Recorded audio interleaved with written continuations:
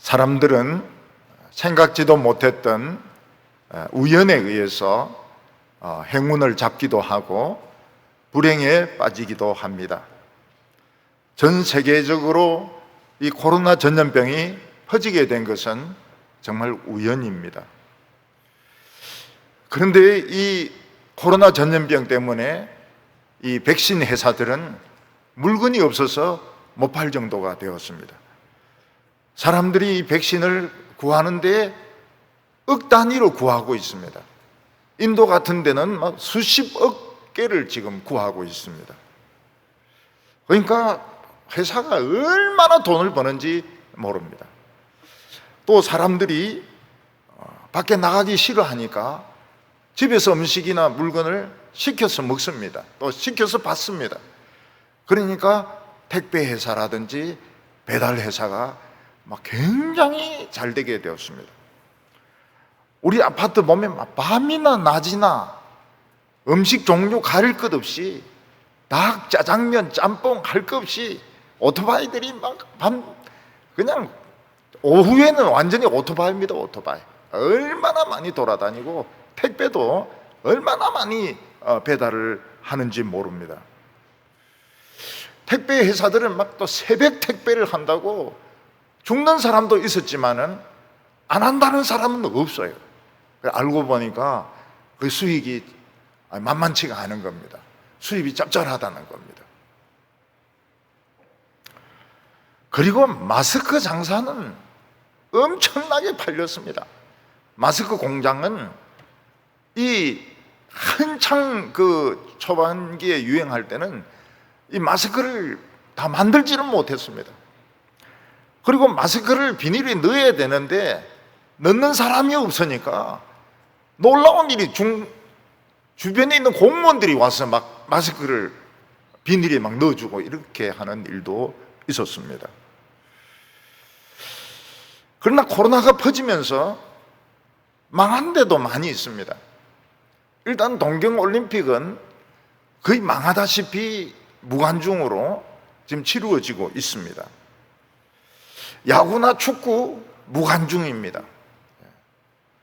그리고 뭐 음식점이라든지 헬스 같은 거 좀 코로나가 퍼졌다 그러면은 그냥 다 문을 닫아야 됩니다.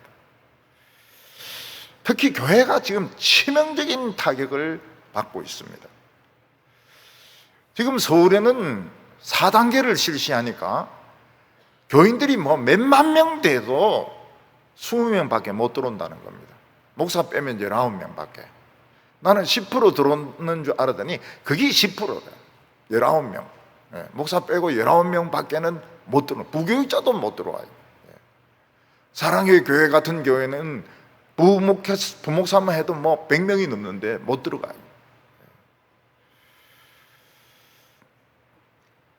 그리고 대학 신입생들은 작년 1년 동안 학교를 거의 가지 못했습니다. 신학대학원생은 2년 동안이나 지금 신학대학원을 못 가고 있습니다. 여러분, 대학교나 대학원은 강의만 듣는 것이 아닙니다. 그 잔디밭에 앉아가지고 도시락을 까먹기도 하고 통기타를 치기도 하고 그러면서 개똥철학을 가지고 막 이야기를 하고 그러면서 이제 듣는 훈련, 지성의 훈련 이런 것을 이제 배우는 거거든요. 어떤 경우에는 대학교 다니면서 신학대학원 다니면서 한평생 참 친하게 지낼 친구를 만나기도 합니다. 근데 지금 신입생들은 그 기회를 다 놓친 거예요. 친구를 사귈 수 있는 기회를 다 놓친 것입니다. 사람들은 참 우연한 기회에 불행을 당하기도 하는데 어떤 분은 시장에 간다고 나갔는데 버스 운전수가 술 마시고 들이받는 바람에 그냥 횡단보도에서 돌아가시는 그런 경우도 있습니다. 우리 교인 한 분은 그 횡단보도 그 멈추는데 딱 정확한 위치에 서 있었는데 어떤 사람이 그냥 차를 몰고 와가지고 그 교통 기둥을 들이받는 바람에 그 기둥에 있는 표지판이 떨어져서 머리에 맞는 바람에 돌아가신 분도 있습니다. 전 대학교 다닐 때 제일 부러웠던 친구가 여자 사귀는 재주가 있어가지고 그 예쁜 여학생들을 학교에 데려와가지고 막 데이트하는 학생들이 굉장히 부러웠습니다. 그때는 막 모든 여학생이 다 예쁘게 보였으니까요. 그러면 우리는 이제 기분이 나빠가지고 뒤에 따라가면서 돌을 발로 차면서 아이고 저놈들은 참 재주도 좋네 이러면서 군지렁거렸던 때가 제법 있었습니다. 근데 우연히 제 큰형하고 정말 그 친한 친구, 경남고등학교도 같이 나오고 서울대도 같이 나오고 했던 그 친구가 약대를 나왔는데 갑자기 미국으로 약사 이민을 떠나게 된 것입니다. 근데 그분들이 이제 이민을 떠나는 것은 괜찮은데 데리고 있는 처제가 하나 있어요. 이 무서운 세상이 처제를 어디로 두고 가겠습니까? 그래서 제일 믿고 진짜 제일 친한 우리 형인데 이 처제를 맡기고 미국으로 간 겁니다. 그런데 우리 큰형 밑에는 동생이 있지 않습니까? 동생. 저는 여학생이 와 있다 이 정보를 듣고 저는 형 집에 놀러 간 것이죠. 여학생을 만나러 간 것이 아니고 형 집에 놀러 간 것이죠. 그 형 집에 가면 여학생을 보게 돼 있거든요. 그 여학생인데 뭐 한자 몇 개 가르쳐 주고 축제 때 데리고 오고 뭐 그렇게 하다가 결혼까지 해버렸는 겁니다. 우연히 만나가 결혼까지 해버린 겁니다. 그 여학생이 그때는 진짜 순수하고 아무것도 모르고요. 진짜 몰라서 순수했는지 뭐 순수해서 몰랐는지 모르겠지만 세상 물정 아무것도 모르고 진짜 착하기만 했습니다. 근데 지금은 내보다 더 똑똑해요. 이제 그 여학생하고 그 남학생은 노인이 되어 가고 있습니다. 노인이 우연히 이민 가는 바람에 그래서 그 형 친구가 한국에 돌아와 가지고 우리 형인데 막 따지는 거예요. 처제를 맡겼는데 왜 처제를 그냥 결혼을 해버렸느냐 이러니까 또 우리 형이 또 글적입니다. 기왕 맡으려면 확실히 맡아야 되더라 이러면서 그리 뭐 이야기하는 걸 들었습니다. 자동차 이 주행 시험을 치다가 돌발이라는 게 나옵니다. 갑자기 돌발 그 표시가 나오면 차를 급히 써야 됩니다. 만약 그 돌발에 서지 못하고 그냥 통과하면 면허에서 떨어지는 것입니다. 우리가 이 세상에 살다 보면 돌발이 일어날 때가 있습니다. 돌발적인 사태, 전혀 예측하지 못했던 돌발이 일어날 때가 있고 우연한 일이 일어날 때가 있습니다. 이때 자신의 기회로 잘 삼으면 행복할 수 있지만 만약 그 표시를 놓치게 되면 굉장히 불행해질 수가 있습니다. 우연이나 돌발은 그냥 일어나는 것이 아닙니다. 이건 하나님이 우리 삶에 간섭하시는 것이고 하나님이 주인이시고 우리 인간들은 하나님이 쓰시는 수단이라는 것을 깨닫게 하시는 것입니다. 아합은 하나님의 말씀을 들으면 막 대들기도 하고 막 반항하기도 하고 이러지만은 어떤 때는 또 급하고 어려우면 순종할 때도 있습니다. 아합은 막 엘리야에게 그렇게 반항하고 그렇게 못된 말을 하고 백성들을 괴롭혔지만은 그 나봇을 죽이고 포도원을 빼앗았을 때 엘리야가 와가지고 나봇의 피를 핥아먹던 개들이 너 피를 핥아먹을 것이고 너 부인 이세벨은 그냥 시체까지 다 뜯어먹는다 이러니까 겁을 먹었습니다. 아합이 겁을 좀 집어먹고 옷을 찢고 찢어진 옷을 입고 다니고 그리고 고개도 숙이고 좀 다니고 이렇게 해서 겸손한 채 회개하는 채 했습니다. 근데 하나님께서는 겸손한 채 회개하는 채 하기만 해도 은혜를 주시는 겁니다. 그래서 아합에게 내릴 재앙을 아합 다음 세대로 넘기겠다, 이렇게 말씀하셨습니다. 그러면 아합의 아들도 찢어진 옷을 입고 고개 숙이고 다니고 이러면 또 그 다음들은 넘어가는 겁니다. 이걸 빨리 파악을 해야 됩니다. 그런데 아합의 겸손은 오래가지 못했습니다. 이미 큰 전쟁에서 2번 이긴 적이 있는 그 베나닷 아람 군대가 돌려주기로 했던 그 길라 라못을 돌려주지 않는 것입니다. 그래서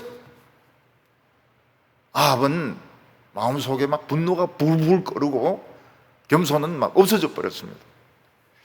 하필이면 그때 남쪽의 유다왕 여호사밧도 지금 방문 중에 있었기 때문에 지금 아합의 위신, 아합의 체면은 엄청나게 지금 중요했습니다. 그는 400명이나 되는 선지자를 불러가지고 길라 라못에 가서 전쟁을 해야 되느냐 말아야 되느냐 물어보니까 전부 400명 일제히 전부 올라가서 싸우면 이깁니다. 길라 라못을 가지십시오, 막 이렇게 총동지를 했습니다.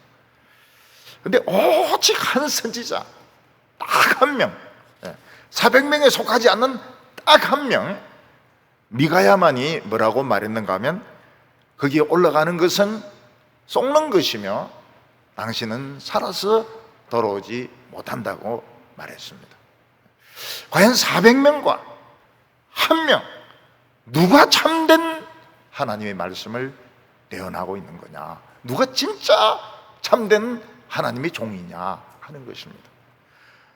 우리는 이제 결과를 아니까 누가 참된 종이라는 걸 알지만, 만약 우리 앞에 현장에서 그런 일이 일어나고 있으면, 우리 눈앞에서 지금 400명이 막 당신은 영웅이고 길라 라못에 올라가면 반드시 이긴다고 하는데 한 명이 부정적으로 못 이긴다고, 당신 죽을 거라고 이렇게 이야기하면 얼마나 그 재수 없는 인간으로, 얼마나 기분 나쁜 인간으로 생각하겠느냐는 것입니다.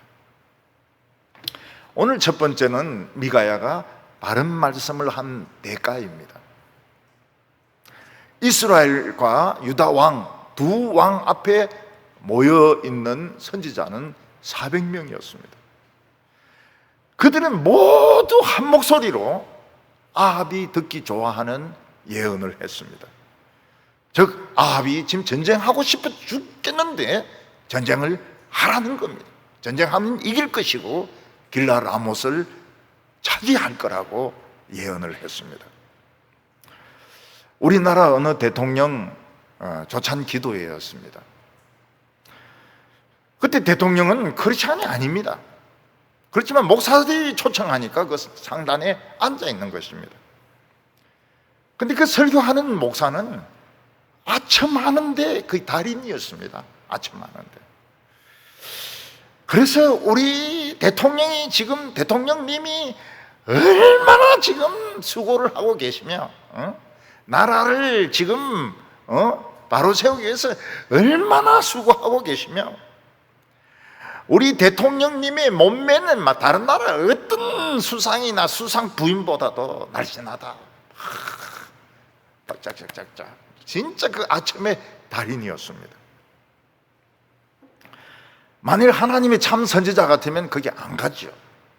만약 가서 설교를 맡았다 하면 우리 대통령님은 얼마 지나지 않아서 탄핵을 당할 것이고, 얼마 지나지 않아서 감옥에 들어가서 몇 년 고생할 겁니다.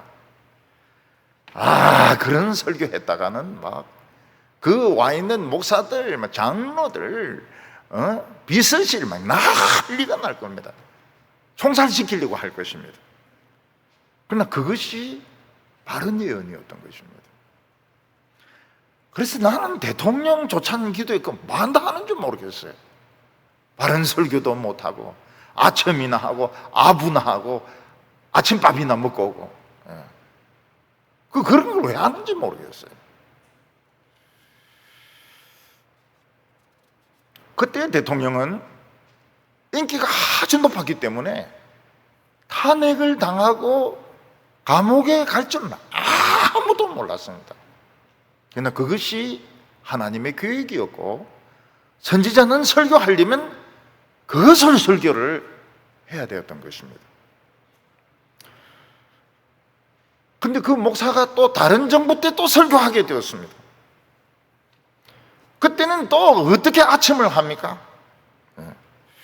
우리 교회가 모범적으로 이 코로나 방역을 해야 되는데 교회가 너무 이기적이었기 때문에 사죄를 한다고 그런 이야기를 했습니다. 그리고 교회는 비대면 예배에 앞장서야 한다고 막 그렇게 또 이야기를 했습니다.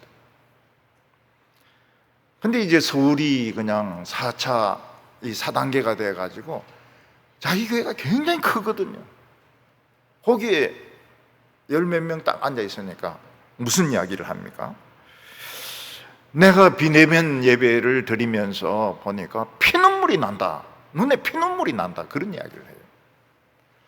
피눈물은 옛날에 흘렸어야 되는데 온갖 아첨하는 소리 다 하다가 결국 눈앞에 결과가 딱 나타나니까 그 큰 교회가 텅텅 비고 앞에 한 열 몇 명 앉아 있으니까 그때 비로소 하는 말이 뭔가 하면 눈에 피눈물이 난다는 겁니다. 우리가 이 세상의 일을 보면 강물이 흘러가는 것처럼 순리대로 흘러가는 것도 있지만은 어떤 때는 돌발이 일어날 때도 있고 우연히 일어날 때도 있습니다. 강물이 그냥 홍수로 변할 때도 있고 어떤 때는 지진이 일어나서 강물의 방향이 바뀔 때도 있습니다. 근데 미가야 선지기는 딱 한 사람만 바른 예언을 합니다. 지금 소리 지르는 선지자 속에는 거짓 영이 들어있으며 아합이 전쟁터에 나가는 것은 속는 것이며 죽어서 돌아올 것이라고 예언하고 있습니다. 이게 성경이기 때문에 우리가 이걸 참 받아들이기가 쉽지, 실제적인 상황 같으면 이런 설교하기 굉장히 어렵습니다. 우리 대통령은 어느 나라를 방문해가지고 거기서 죽어서 시체가 되어 올 것이다, 이런 설교를 했다가는 진짜 참 그 사람 감옥에도 들어가고 대통령 모독죄, 국가 모독죄, 그 사람들에게 욕 엄청 얻어먹을 겁니다. 근데 미가야는 그런 사람이었습니다. 미가야가 이런 예언을 할 수 있었던 것은 하나님의 회의에, 천상의 하나님 회의에 자기가 참석하지는 않았지만 그걸 보았기 때문입니다. 하나님 앞에서 천사들과 영들이 쭉 있는데 하나님께서 이번에 아합을 죽여야 될 건데 어떻게 하면 죽일 수 있을까? 막 이런 주장 저런 주장 나오는 것을 이 사람은 본 거예요. 그래서 바른 설교를 하려고 하면 이 세상에서 일어나는 아무리 좋은 이야기해도 소용이 없습니다. 왜냐하면 그것은 그냥 사람들의 기대를 맞춰주는 희망사항에 불과하기 때문입니다. 바른 설교를 하려면 하나님의 회의를 봐야 되는데 하나님 회의를 볼 수 있는 유일한 방법이 뭔가 하면 성경이 바로 해석되어지는 것입니다. 거기서 하나님은 어떤 뜻을 가지고 계시며 마귀는 어떤 계략을 가지고 있는가, 그것을 알 수가 있는 것입니다. 우리나라 정치인들 중에서 여자 문제로 자살도 하고 감옥에 가기도 하고 인생을 망친 사람이 굉장히 많습니다. 우리가 상식적으로 생각해 보면 그런 짓을 하면 망하는 것이 너무 분명합니다. 목회자들도 많아요. 작은 교회는 아예 언급도 안 됩니다. 근데 왜 그렇게 수많은 주님의 종들과 유명한 정치인들이 여자 문제로 넘어가 가지고 다 망하고 자살하고 실패하느냐? 거짓말하는 영에게 속아서 그런 것입니다. 하나님의 회의를 봐야지. 하나님의 회의에 저 거짓말하는 영이 저기 있구나. 저놈이 와가지고 행복하게 해줄게. 참 아름다운 인생을 살게 해줄게. 그 거짓말 하는데 속아가지고 전부 그런데 충동을 이기지 못해서 죄에 빠지는 것입니다. 미가야는 하나님의 바른 말씀을 전하는 바람에 엄청난 고통을 받았습니다. 그 중에 하나는 시드기야라고 하는 아주 다혈질적인 이런 선지자가 있었는데, 이 사람은 막 미가야한테 뺨을 막 때렸습니다. 뺨을 때렸어요. 시드기야는 막 쇠로 만든 뿔을 가지고 막 여기저기 쳐박으면서 왕이 올라가면 이거로 막 쳐박아서 이길 거라고 했는데, 미가야가 부정적인 그런 예언을 하니까 막 뺨을 때리면서 내 속에 있던 여호와의 신이 언제 어디서 네 속에 들어갔느냐고 막 그러면서 미가야를 때렸습니다. 근데 시드기야는 하나님 영이 없는 거짓 선지자였습니다. 아예 처음부터 없었습니다. 근데 사람들이 보기에는 막 쇠뿔을 가지고 이긴다고 하고 막 전쟁에 올라가라고 막 하는 이런 선지자가 하나님 영이 있는 것 같고 굉장히 참 용기 있는 것 같습니다. 근데 올라가지 말라고 하는 이런 선지자는 격려도 안 해주고 축복도 안 해주고 너무 모든 것을 부정적으로 염세적으로 보는 어두움의 영이 있는 선지자처럼 보이는 겁니다. 그 당시 상황에서 보면 오늘도 막 활동적이고 막 화려하고 막 돈도 막 내놓고 이런 사람은 하나님의 영이 있는 사람처럼 보이고, 돈도 안 내놓고 활동도 소극적으로 하고 부정적인 이런 설교를 하는 사람은 하나님의 영이 없는 것처럼 보이기도 하는 것입니다. 그래서 이 현실 가운데서 하나님의 말씀을 분별하는 것은 이거는 좀 훈련이 돼야 됩니다. 훈련이 딱 되면 바로 들으면 알 수가 있어요. 미가야는 시드기야에게 그 이야기를 합니다. 언제 내 속에 하나님의 영이 왔느냐? 전쟁에 졌다 소문을 듣고 네가 골방에 숨을 때 그때 네가 알게 될 거라고 이야기를 했습니다. 아합은 미가야가 자기가 전쟁터에서 죽을 거라고 예언을 하니까 굉장히 기분이 나쁘고 미가야를 미워하게 되었습니다. 그래서 왕은 미가야를 감옥에 가두라고 그렇게 하고 내가 승리하고 돌아올 때까지 곧 고생의 물과 고생의 떡을 먹이라고 이야기를 했습니다. 미가야는 왕의 심기를 불편하게 만드는 바람에 그걸 요즘은 뭐라고 말하면 영린을 건드린다고 말합니다. 영린. 그 용이 있으면 용을 거꾸로 쓰다듬으면 안 되는데 이 거꾸로 쓰다듬는 게 이게 용의 영린을 건드리는 거거든요. 고양이나 개들도 이렇게 생긴 대로 이렇게 쓰다듬어줘야 좋아하지 거꾸로 이렇게 하면 싫어하거든요. 왕이 영린을 이제 건드렸기 때문에 감옥에 들어가서 고생의 물과 고생의 떡을 먹게 됩니다. 고생의 떡이 무엇입니까? 아주 오래된 떡입니다. 곰팡이 펴가지고 굳어있는 떡. 그걸 먹으면 이빨이 부러질 수 있는 그런 떡이 고생의 떡입니다. 제가 어떤 그 누룽지를 먹으려고 이렇게 보니까 거기에 앞에 뭐라고 적혀 있는가 하면 이빨이 약한 사람은 먹지 마세요 이렇게 되어 있더라고요. 근데 먹어보니까 진짜 그래요. 이빨이 세냐 누룽지가 단단하냐. 누룽지가 얼마나 단단한지 이빨이 약한 사람은 이빨 나가겠더라고요. 그리고 고생의 물이라고 하는 건 뭡니까? 흙탕물입니다. 흙탕물. 전혀 정제가 되지 않는, 거기 장수벌레, 거기 더러운 먼지 모래 있는 그런 이제 더러운 물을 막 세수하고 남은 이런 물, 이런 거를 이제 마시라고 주는 것입니다. 전에 우리나라 선원들이 소말리아 해적들에게 1년 넘게 붙들려 있었던 적이 있었습니다. 그들이 갇힌 곳은 어떤 곳인가 하면 고개를 들 수 없는 절망이 있는 곳입니다. 사람이 고개를 못 든다는 게 얼마나 고통스러운지 모릅니다. 고개를 들 수가 없어요. 그리고 그들은 곰팡이가 핀 그런 빵을 받았고 물은 안 주었습니다. 그러니까 그들은 이제 빗물을 받아가지고 그 빗물에는 막 장수벌레도 있고 막 박테리아도 있고 이러니까 러닝셔츠로 그 물을 이제 여과시켜서 마시면서 1년을 견딘 것입니다. 그리고 그거로 끝난 게 아닙니다. 이 선원들은 하루에 한 번씩 밖에 끌리면 몽둥이로 매일 두들겨 맞는 겁니다. 매일 두들겨 맞아요. 돈 가져오라고 매일 두들겨 맞는 겁니다.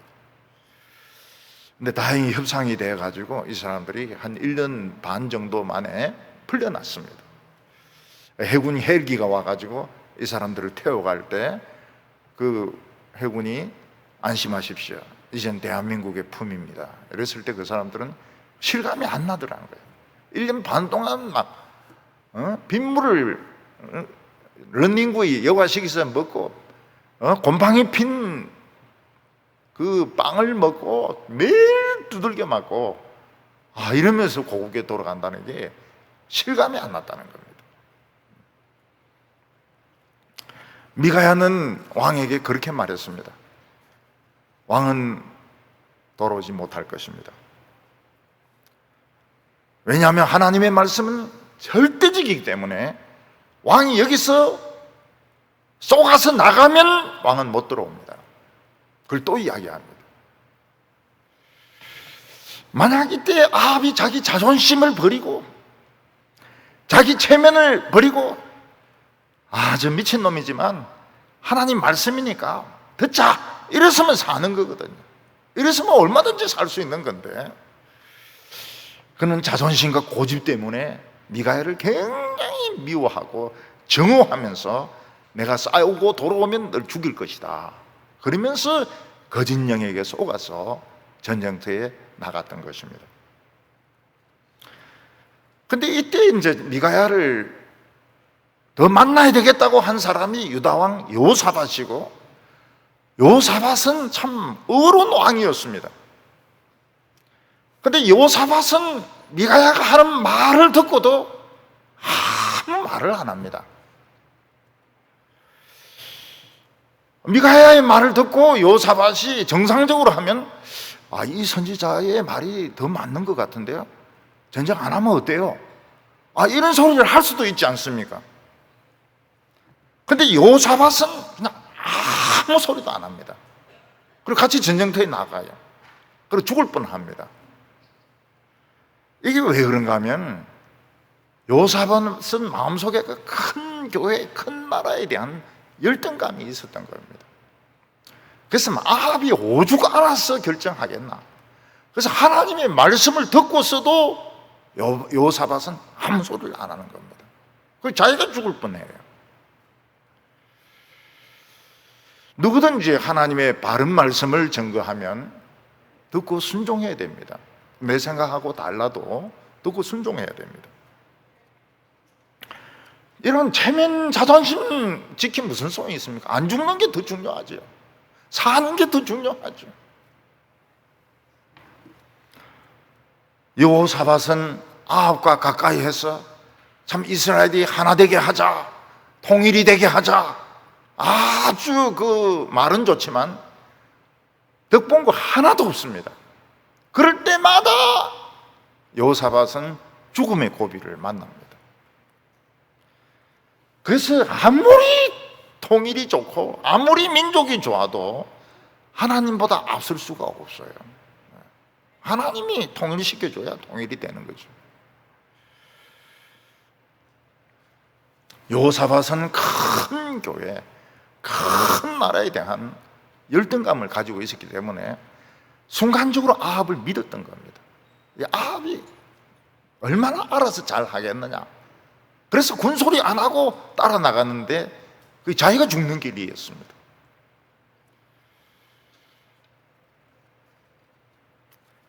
여러분, 바른 예언은 하기가 참 어렵습니다. 굉장히 어렵습니다. 결국 아합이 살아서 돌아온다면 미가야는 죽습니다. 근데 미가야는 당신은 속아서 나가는 것이고 살아서 돌아오지 못할 것이라고 예언을 합니다. 오늘 두 번째로는 이 아합의 전략이 나옵니다. 아합은 자기 나름대로 죽지 않을 전략을 가지고 있었습니다. 그것 때문에 이제 큰 소리를 치는 것입니다. 아합의 전략이 무엇입니까? 일반 병사들의 옷으로 변장을 하고 왕이 아닌 왕복을 안 입고 일반 병사들의 옷을 입고 병거를 타고 가는 것입니다. 그러면 아무리 아람 군대가 아합을 찾는다 해도 그 많은 군인들 중에서는 아합을 찾을 수가 없습니다. 그래서 아합은 자기는 안 죽는다고 확신을 했습니다. 내가 일반 병사의 옷으로 지금 변장하고 있는데 누가 나를 알아보겠느냐고. 그 대신에 요사밧을 죽이려고 했습니다. 요사밧은 왕이시여, 당신은 왕이시니까 왕복을 입고 나가소서. 나는 평복을 입고 나가겠습니다. 못됐죠? 요사밧은 참 순진해가지고 몇 번 죽을 뻔합니다. 30절에 보면 이스라엘 왕이 여호사밧에게 이르되 나는 변장을 하고 전쟁터로 들어가려 하오니 당신은 왕복을 입으소서 하고 이스라엘 왕은 변장을 하고 전쟁터로 들어가니라. 옛날에 전쟁을 하면 왕이나 장군을 목표로 해서 덤벼드는 적들이 굉장히 많았습니다. 그래서 전쟁터에서는 왕이나 장수의 그 생명을 지키기 위해서 가짜 왕, 가짜 장수를 많이 만들었습니다. 이게 뭔가 하면 일본 사람들은 가케무사라고 했습니다. 가케무사. 그러니까 그 보스하고 똑같이 생겼는데 실제로는 사병인 겁니다. 그런 사람을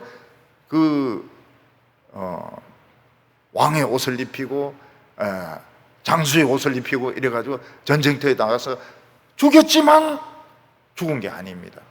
왜냐하면 변장하고 있기 때문에. 옛날 북한은 김일성 때부터 암살을 피하기 위해서 가짜 김일성, 가짜 김정은 뭐 이렇게 가짜를 많이 만들었다 그래요. 근데 이 집 식구들이 좀 생긴 게 좀 독특해서 가짜를 만들기가 좀 힘들어요. 김일성은 키가 굉장히 크거든요. 그 등에, 이 목에 엄청난 혹이 있지 않습니까? 그 혹 따라야 돼요, 가짜는. 그리고 김정은은 어떻습니까? 통통하고 배가 나와야 됩니다. 배가 엄청나게 나와야 돼요. 그리고 머리를 여기서 바짝 깎아야 됩니다.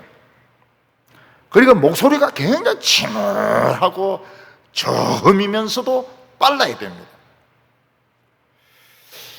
근데 북한에서 온 사람들 말 들어보면 그게 된대요. 훈련시키면 된대요.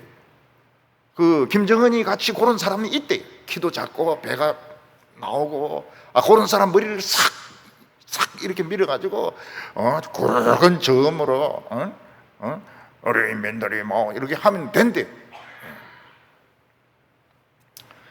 결국은 아합이 변장하는 바람에 여호사밧이 죽게 되었습니다. 왜냐하면 여호사밧은 왕복을 입고 나가고 아합은 일반 군졸의 옷을 입고 나가기 때문에 전쟁터에서 아합을 찾을 수가 없습니다.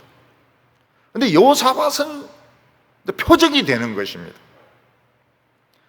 그런데 아람 군대의 작전이 무엇이에요? 베나닷의 작전이 무엇입니까? 그냥 이 군인 저 군하고 싸울 필요 없이 지휘관 32명에게 오직 아합 한 명만 찾아서 죽이면 된다. 아합만 죽이면 우리는 이긴다. 그래서 32명의 지휘관들은 그냥 아합만 찾아서 죽이려고 막 돌아다니고 있었던 것입니다. 그런데 여호사밧이 왕복을 입고 전쟁터에 나와서 이 아합이잖아요. 아합이라고. 그래서 32명의 지휘관들과 군병들이 전부 여호사밧을 에워싸가지고 죽이려고 전부 막 활을 쏘려고 하고 창을 던지려고 하고 칼로 찌르려고 이렇게 하는데, 여호사밧이 그런 작전을 알 리도 없고, 또 안다고 해도 난 아합이 아니요 이럴 수도 없는 것이고, 어떻게 해야 됩니까? 지금 32명의 지휘관들, 전쟁을 아주 잘하는 사람들이 지금 여호사밧을 에워싸고 죽이려고 하고 있습니다. 왜냐하면 왕복을 입고 있으니까요. 그리고 많은 군병들이 또 에워싸고 있습니다. 여기서 여호사밧이 빠져나갈 길이 없는 거예요. 괜히 아합을 믿었다가 하나님의 바른 말씀을 미가야가 하는데도 불구하고 큰 교회의 목사님의 말씀, 큰 나라의 지도자의 말씀을 듣는 바람에 자기만 죽게 된 거예요. 이때 하나님의 백성들이 살 수 있는 무기가 무엇일까요? 무기가 있습니다. 이렇게 첩첩으로 에워싸인 적들 가운데서 여호사밧이 살 수 있는 비결이 무엇일까요? 무기가 무엇일까요? 그거 중요한 것입니다. 그거 중요한 것입니다. 그거는 하나님 향하여 소리를 지르는 것입니다. 소리를 지르는 거예요. 하나님이여, 내 죽게 되었습니다. 하나님이여, 살려주십시오. 막 소리를 지르는 것입니다. 체면, 자존심 다 내려놓고 하나님이여, 살려주십시오 하면서 막 소리를 지르는 것입니다. 하나님의 백성들은 이 소리 지르는 것이 중요합니다. 쓸데없이 막 회의 같은 데 소리 지르는 거, 이건 아무 소용이 없어요. 위기에 빠졌을 때 막 소리를 지르면 하나님이 최우선적으로 그 사람을 건져주십니다. 집에서 엄마가 부엌에서 막 깍두기 만든다고 또 뭐 나물 한다고 막 이러고 있는데, 애가 막 큰 비명 소리를 지르면은 엄마가 깍두기 다 만들고 반찬 다 만들고 오는 엄마는 없습니다. 그냥 칼, 이 장갑 다 벗어놓고 막 그대로 뛰어가가지고 우리 아들이 어떻게 되는가, 어디서 떨어졌는가, 뼈가 부러졌는가, 피가 흐르는가 살펴볼 것입니다. 그러니까 하나님의 백성들이 위기에 몰렸을 때 제일 최후의 수단에 쓰는 무기가 뭔가 하면 소리를 지르는 것입니다. 그래서 이제 금요일마다 그걸 제가 훈련을 시킵니다. 소리를 지르도록. 소리를 지르도록. 이스라엘 백성들은 요단강을 건넌 후에 여리고성을 돌고 소리를 질렀더니 여리고성이 폭삭 무너졌습니다. 여호수아는 기브아 기본 족속들에게 쏘아가지고 전쟁에 참여했는데, 하나님이 막 우박을 때리셔가지고 막 이 가나안 족속들이 막 죽습니다. 근데 해가 지려고 하는 거예요. 그러니까 이 여호수아가 막 소리를 지릅니다. 태양아, 기브온 위에 머물라. 그리고 달아, 아얄론 골짜기에 머물지어다. 막 소리를 지르니까 태양과 달이 움직이지를 않는 겁니다. 누가 이 소리를 지르나? 움직이지를 않아요. 기드온 때 미디안 족속들 13만 5천 명이 쳐들어왔습니다. 근데 기드온은 300명을 데리고 가가지고 밤에 막 소리를 지릅니다. 여호와를 위하여, 기드온을 위하여, 여호와 기드온의 칼이야! 이러니까 13만 5천 명이 미쳐가지고 저끼리 찔러 죽여버리는 겁니다. 그 나중에 15,000명이 도망을 가요. 이 15,000명도 300명이 다 죽여. 도망자라 하더라도 15,000명은 사단급 아닙니까? 근데 이 300명이 추격해가지고 다 죽여버려요. 그리고 그 대장들, 왕들을 2명 잡아옵니다. 신약에 와서 제자들이 유다의 대제사장들과 서기관들에게 불려갑니다. 너희들 왜 예수가 살았다고 너희들이 자꾸 증거하느냐?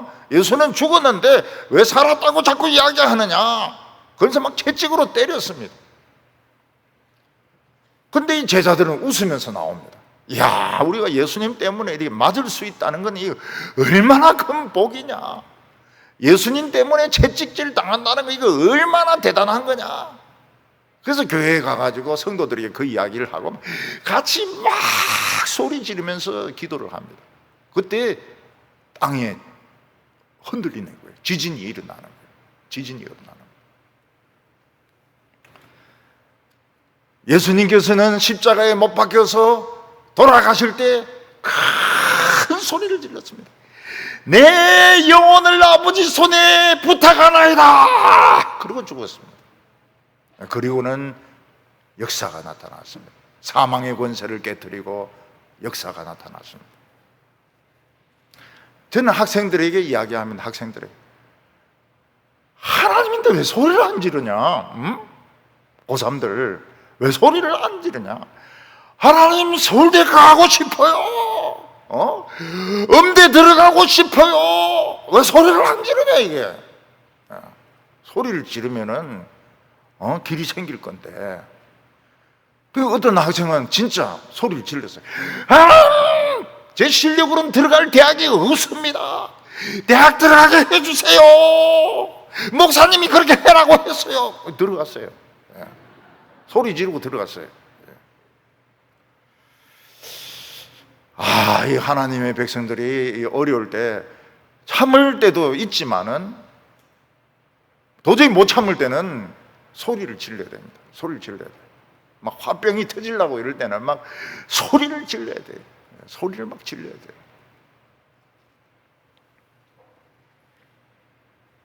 저는 제 둘째 형님이 이제 심한 조현병으로 해가 돌아가셨거든요.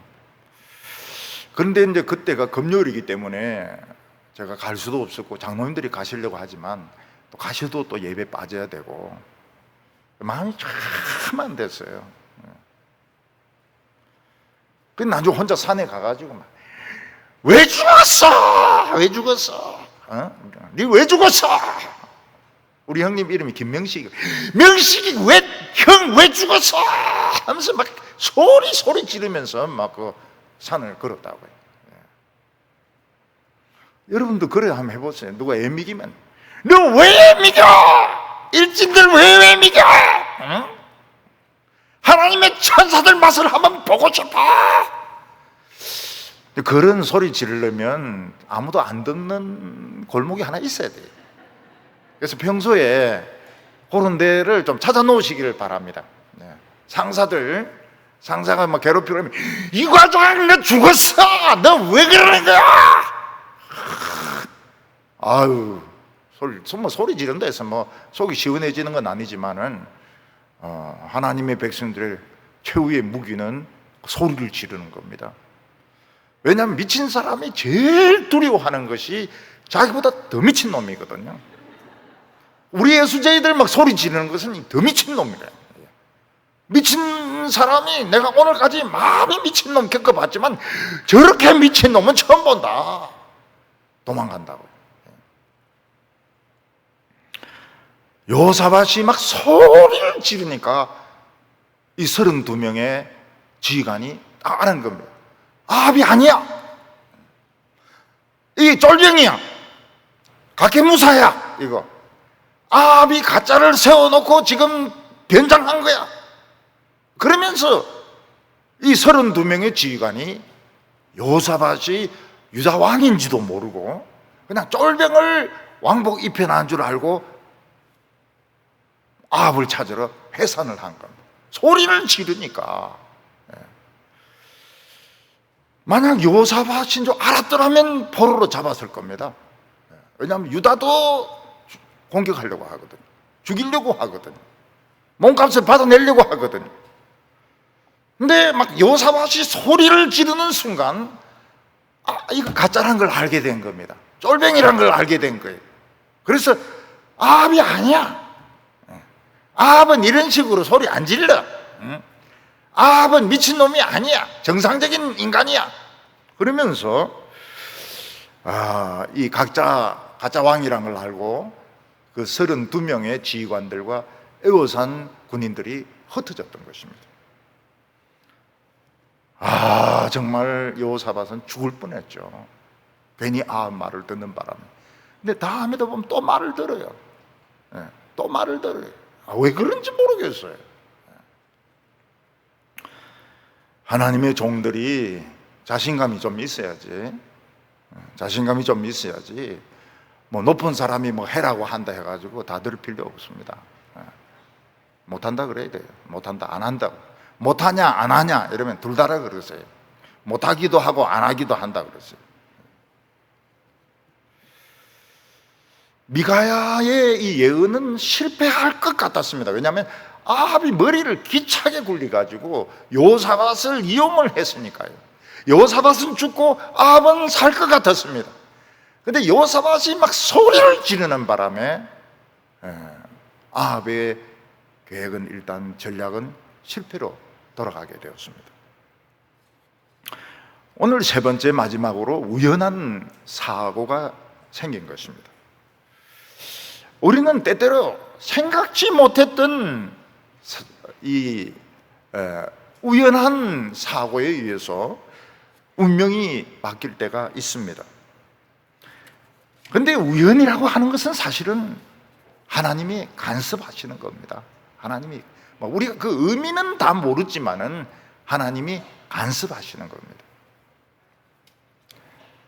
아람 군사들은 변장을 하고 숨어 있는 아합을 찾을 수가 없었습니다. 그 병사들 많은 사람들 중에서 일일이 아합을 어떻게 찾습니까? 우리도 예방접종 했습니까? 예방접종 했습니까? 이거 했다 그러면 한글로 알아야죠. 어떻게 합니까? 근데 어떤 아람 군사 한 명이 그냥 화살을 아무데나 쏘았습니다. 그냥 이거 쏘면 이스라엘 군대 중에 한 명이 맞겠지. 또 안 맞아도 할 수 없고 그냥 화살이 남아있으니까 한번 쏘보자 이래가지고 아람 군사 한 명이 그냥 목표도 없이 화살을 쏜 겁니다. 근데 그 화살은 놀랍게도 정확하게 아합에게 맞았습니다. 근데 아합이 이제 갑옷을 입고 있는데 갑옷은 위에 쇠비늘이 있지 않습니까? 쇠비늘. 그 쇠비늘 사이에 틈이 있거든요. 그 틈이 이게 박힌 거예요. 이게 화살이 깊이 박힌 겁니다. 참 이거는 우연입니다. 우연이고 돌발의 사태예요. 이 사람은 아합을 쏘려고 한 것이 아닙니다. 그냥 쏜 거예요. 그냥 화살이 남으니까 그냥 이스라엘 백성 하나가 맞든지 땅에 떨어지든지 그냥 쏘았는데 아합에게 맞았고, 아합의 그 쇠비늘 위에 맞은 것이 아니고 쇠비늘 사이를 파고 들어가지고 꼽힌 것입니다. 물론 그 정도의 부상으로 아합은 안 죽습니다. 그러나 그날 전쟁이 너무너무 맹렬했기 때문에 이 아합의 병거가 전쟁터에서 막혀가지고 빠져나오질 못하는 겁니다. 빠져나와가지고 이거 빼고 수술하고 기우면 아합은 안 죽습니다. 그럴 정도의 큰 부상은 아닌데 너무 전쟁이 맹렬해가지고 아합이 빠져나오지 못하는 겁니다. 그동안에 아합의 화살은 피를 자꾸 흘리고 있었습니다. 다리에 흥건하게, 옷에 흥건하게, 바닥까지 피는 자꾸 흐르고 있었습니다. 아합의 병거가 전쟁터만 빠져나올 수 있으면 지혈을 시키고 얼마든지 살 수 있습니다. 또 아합이 병거를 버리고 부하 중에 한 명이 아합을 얻고 뛰어도 아합은 살 수 있습니다. 그런데 사람이 죽으려고 하면 고집이 엄청 세워집니다. 그리고 자기 걸 포기를 안 하려고 해요. 이 병거를 포기를 안 하려고 하는 겁니다. 그리고 내가 어떻게 업혀서 도망을 가나? 옛날 우리나라 왕들은 내내 업히가 다녔거든요. 내시들이 업고 다녔는데 이스라엘 왕들은 참 우리 왕들보다 나은 것 같아요. 내가 어떻게 쫄병들 등에 업혀가지고 내가 가나? 그래서 계속 마차를 돌리고 빼내려고 돌리고 빼내려고 하는데 그냥 얽히고 설키고 얽히고 설키고 이래가지고 빠져나오질 못하는 것입니다. 사람들이 차만 타면 뭐가 됩니까? 바보가 됩니다. 바보. 바보가 돼요. 차가 신호등이 꺼지면 여기서 한 대 가고 여기서 한 대 가고 이러면 다 빠져나가거든요. 그런데 그냥 코를 디밀고 코를 디밀고 코를 디밀고 디밀고 이래가지고 한 대도 꼼짝 못합니다. 그때 이제 뭐 누가 좀 경험 있는 사람이 나와가지고 한 대씩 한 대씩 이렇게 빼내면 그냥 싹 다 빠져요. 그런데 누가 그렇게 주의를 안 하면 절대로 물러서지 않습니다. 바보입니다, 바보. 차만 타면 바보가 돼요.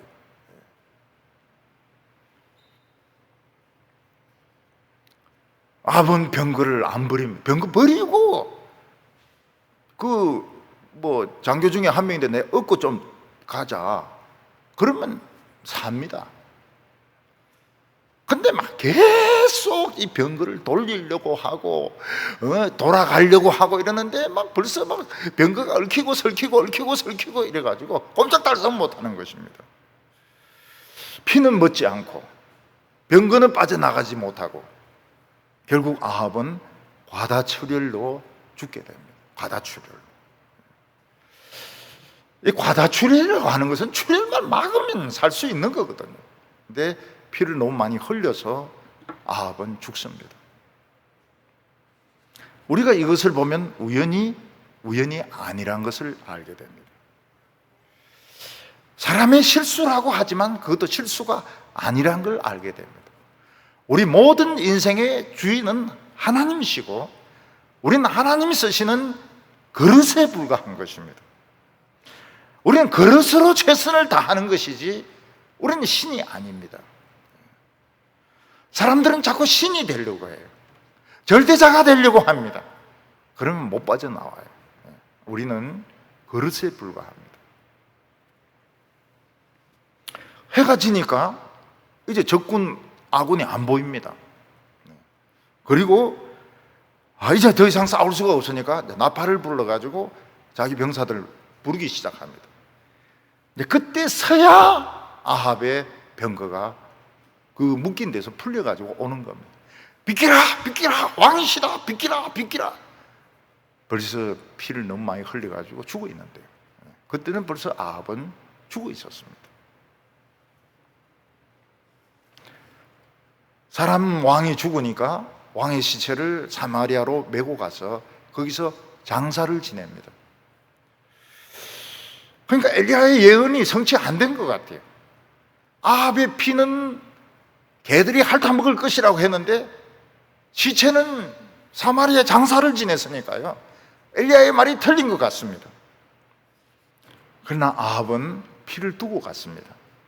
아합의 피는 병거 안에 다 고여 있었습니다. 이 병거를 사마리아 못에서 씻으려고 하는데 개들이 막 오는 거예요. 들개들이 막 오는 겁니다. 그 개들이 나봇의 피를 핥아먹었던 개들입니다. 그 개들이 막 아합의 피를 막 핥아먹는 거예요. 그리고 그 못은 창녀들이 모욕하는 아주 그 불명예스러운 못이었습니다. 못 중에서는 제일 천한 못. 위에서 왕비가 쓰고 그 다음에 고관이 쓰고 그 다음에 내려가 맨 밑에 물이 창녀들 모욕하는 데거든요. 거기서 병거를 씻으려고 하는데 개들이 와가지고 우리 좀 먹자 이러면서 아합의 피를 핥아먹으면서 엘리야의 예언은 성취가 된 것입니다. 이세벨은 좀 더 삽니다.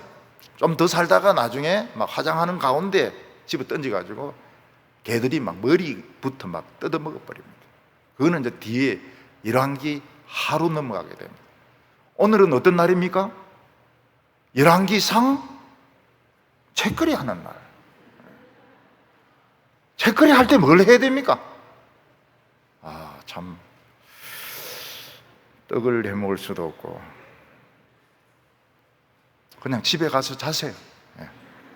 지금 뭐 코로나니까 이 책거리 이거 참 중요한데, 열왕기상 오늘이 몇 번째인가 하면 35번째입니다. 35번째고 오늘은 떡 먹는 날, 책거리 떡 먹는 날인데, 나봇의 피를 개들이 핥아 먹음으로써 엘리야의 예언은 성취가 되었습니다.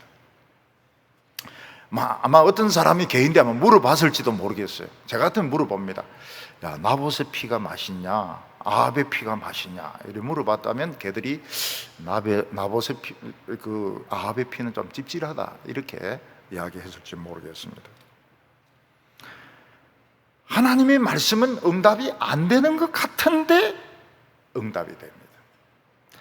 사람의 모략은 기가 막히게 응답될 것 같은데, 이루어질 것 같은데 안 됩니다.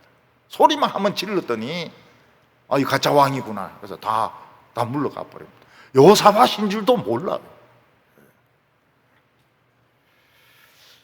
결국 열왕기상 끝은 유다와 이스라엘의 결산입니다. 유다는 누가 남습니까? 믿음의 사람 여호사밧이 남습니다. 열왕기 끝에 여호사밧이 남습니다. 그는 모든 우상을 없애고 남색하는 자가 없애고, 남색하는 자들이 호스트를 말합니다. 남자 창녀들을 말합니다. 그러면 일본에 호스트가 너무 많아요. 호스트, 남자가 여자에게 서비스를 해주는 겁니다. 호스트가 너무 많아요. 근데 우리나라도 뭐 그게 일제면 좋은 줄 알고 자꾸 이제 그런 게 생기려고 그래요. 생기려고.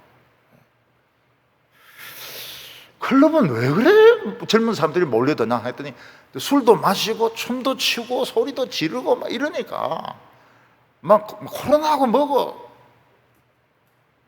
개의치 않는 것입니다. 막 거기서 막 음악은 막 귀청 터지도록 틀어놓고 거기서 막 술 마시고 막 아무나 붙들고 춤추고, 춤만 춥니까? 눈이 맞으면 또 막 어디 뒷방으로 가든지 뭐 호텔로 가든지 모텔로 가든지 막 그런 더러운 짓을 하려고 전국의 젊은 사람들이 대구, 이태원, 부산 몰려다니면서 이 코로나를 막 전파시키는 겁니다. 복음을 전파 안 시키고 코로나를 전파시키는 겁니다. 여호사밧의 결점이 무엇입니까? 열등감. 그래서 공부도 한번 잘해볼 필요가 있습니다. 그러면 공부에 대한 열등감을 안 가질 수 있어요. 그리고 옷도 좋은 옷을 한번 입어봐라. 한 벌 정도는 좋은 옷을 한번 입어봐요. 그 교회에서 누가 뭐 말할 사람도 없고, 그래야 이 옷에 대한, 부에 대한 열등감 이런 것도 없어지고요. 저는 뭐 다른 사람이 뭐 보라고 해서 뭐 조그만 차 타고 말이죠. 요즘 1인용 차인데 1인용 차, 그래, 나 그런 짓 안 해. 그런 짓 안 해. 일부러 그렇게 할 필요가 없어요. 그냥 보고 편하고 안전하면 그냥 타고 다니는 거예요. 그 열등감을 가질 필요가 없는 거예요. 옷에 대해서도 열등감을 가질 필요가 없고, 뭐 차에 대해서도 열등감을 가질 필요가 없고, 학력에 대해서도 열등감을 가질 필요가 없고, 공부도 제가 진짜 복음 전하려고 안 한 것이지 하고 싶었어요. 그 영어로 디베이트라 그러는데 토론하고 이런 거 엄청 좋아했거든요. 하고 싶었어요. 근데 영혼이 더 중요하다 이래가지고 다 때리쳐하는데 아무도 안 알아주더라고요. 보니까 딴 사람들은 막 다 목사들도 보면 명예학위 같은 것도 가지고 막 그러더라고요. 여호사밧은 열등감 때문에 몇 번 죽을 뻔합니다. 그래서 우리 성도님들은 열등감을 가지지 마세요. 키가 작다고 열등감을 가지지 마세요. 왜냐하면 차 타보면 그런 사람은 2명 앉는데 4명이 앉을 수 있습니다. 비행기 에코노미. 이거 완전히 비즈니스 같아요. 키가 작은 분은. 제 장모님은 작은 분 아닙니까? 이분은 에코노미가 비즈니스라니까요. 얼마나 작으신지. 그것은 뭐 다리도 올리고 주무시기도 하시고 말이죠. 미국을 8번 갔어요. 갔다 왔다. 조지 위필드하고 거의 비슷하게 왔다 갔다 했어요. 그래서 장모님 보고, 장모님은 조지 위필드입니다. 이러니까 뭐 위하고 내하고 무슨 상관이 있냐 이래서 8번 왔다 갔다 했다니까요. 이러니까 그건 좋은 거구나 이러면서. 이스라엘은 아합의 아들 아하시야가 2년 동안 왕이 됩니다. 2년 동안 왕이 되고 저주를 받아서 이제 그 아들부터 먼저 죽고, 그때부터는 열왕기 시작이 되게 됩니다. 아합과 똑같은 아들 아하시야가 이스라엘의 왕이 됩니다. 이게 열왕기상의 대차대조표 결론입니다. 결산입니다. 하나님의 집이나 나라는 심은 대로 거두게 되어 있습니다. 그래서 안 심고 막 퍼먹고 놀고 그러면 망하게 되어 있죠. 안 심었는데 뭐가 나옵니까? 그러나 참 눈물로 씨를 뿌리는 자는 기쁨으로 단을 거둘 거라고 말씀하셨습니다. 그럼 지금이 다른 사람들 막 놀고 뭐 정부에서 돈 안 주나?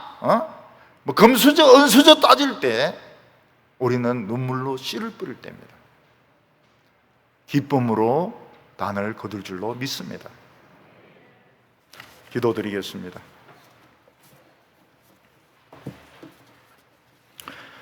거룩하신 하나님 아버지, 이길 수 없는 전쟁을 이기게 하시고 살 수 없는 병을 치료하여 주시며 우리가 해결할 수 없는 어려움을 해결해 주시는 하나님 아버지, 오늘 금요 기도회에 저희들을 축복하시기 위해서 하나님 오라고 하셨습니다. 더울 때나 추울 때나 태풍이 불 때나 비가 올 때나 때로는 교인들 중에 사고도 있고 어려움도 있었지만 저희들은 22년을 지금 하나님 앞에 나오고 있습니다. 저희들 축복받기를 원합니다. 우리 젊은이들 길이 열리기를 원합니다.